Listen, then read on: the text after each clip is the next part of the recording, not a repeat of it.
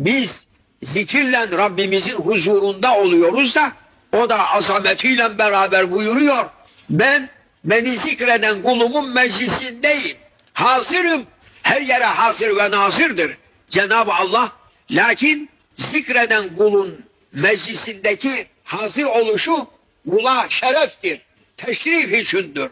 Ona şeref vermek için. Onu tazim içindir. Ona rahmet hazinelerinden, lütfu kerem denizlerinden açıp vermek içindir huzuru. Lisanını Allah'ın zikriyle yumuşat.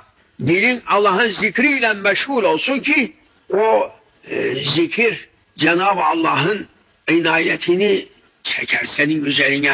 Mahşer gününde başka bir surette haşr olursun.